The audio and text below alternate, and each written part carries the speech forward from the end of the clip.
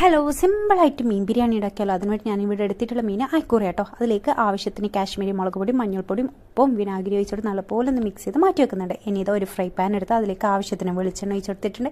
നിങ്ങൾക്ക് ഇഷ്ടമുള്ള oil use ചെയ്യാം കേട്ടോ. പക്ഷേ മീനായതുകൊണ്ട് വെളിച്ചെണ്ണ ഇരിക്കും കേട്ടോ കൂടുതൽ നല്ലത്. ആ ഓയിൽ തന്നെ കേട്ടോ ഞാൻ മസാല ഉണ്ടാക്കുന്നത്. അതിലേക്ക് ആദ്യം തന്നെ ഇഞ്ചി വെളുത്തുള്ളി ഇട്ട് കൊടുക്കുന്നുണ്ട്. അത് മൂത്തുന്നേരം ഉള്ളിയും കൂടി ഇട്ട് കൊടുക്കുന്നുണ്ട് കേട്ടോ. അതൊന്ന് വേഗം വാടി കിട്ടാൻ ആവശ്യത്തിന് ഉപ്പ് ഇട്ട് കൊടുക്കുന്നുണ്ട്. ഈ ടൈമിന് ഞാൻ നെയ്ച്ചോറും കൂടി റെഡിയാക്കി എടുക്കുന്നുണ്ട് കേട്ടോ.